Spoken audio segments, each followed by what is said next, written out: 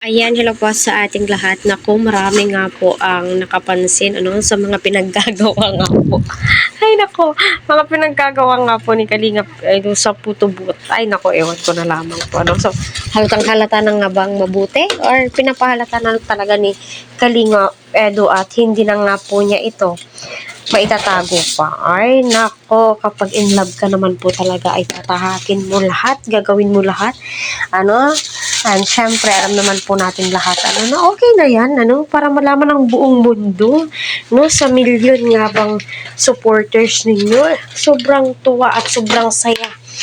Sobrang saya po namin kapag nalaman namin, na mahal nila ang isa't isa. Kahit anong gawin, hindi na po talaga yan maitatanggi at hindi na po yan maitatago. At least, alam natin, di ba? Ika nga po nila ay nako, ang kalandian ni Edu sa putubot ay kitang-kita na nga daw po. Hindi naman po siguro maitatawag na kalandian po yun, kasi nga nag-e-enjoy naman silang dalawa, at kita naman po natin, at dyan po natin malalaman na nagkakapalagayan na po sila ng loob, at hindi nga po sila naiilang sa isa't isa, di ba?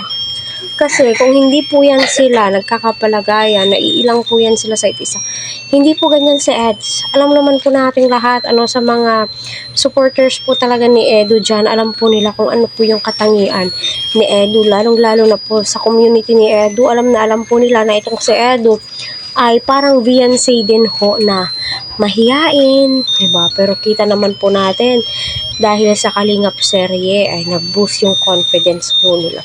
Nakakatuwa kayong panuorin sa live, makikita mo kampante sila sa isa't isa.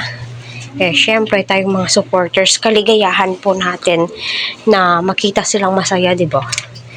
Kaligayahan natin yun, at sila yung daily dose natin, ika nga po nila. Kaya madaming nagmumuryot, madami ang nagtataka, Edu, Rab, bakit wala pang part 48? Ilabas nyo na yan. Ika nga po nila, diba? So, yun na nga po, Ika nga nila, ay naku si Edu, iba yung saya na ibinibigay niya nung nasa putubot. Nagpa-flying kiss pa po.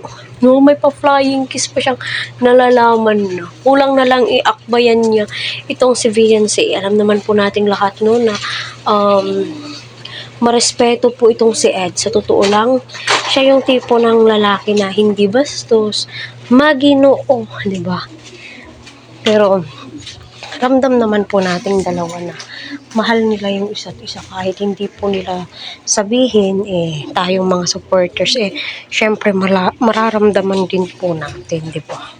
Kaya nakakatuwa yung live ni Kuya Val, kahit na napakahaba, basta usapang EDC, usapang Kiserye, andyan po silang lahat. Syempre, susuporta po tayo, diba? Ang haba. At saka may upload si Kuya Val ngayon, panibago, sa nangyaring birthday party nga po ni Pau Pau, diba? So, kita naman po natin na successful yung birthday celebration or debut ni Pau Pau, kasi andyan yung mga friends po niya. So, yan po yung importante naman po sa lahat, di ba? Yung nag-enjoy po sila.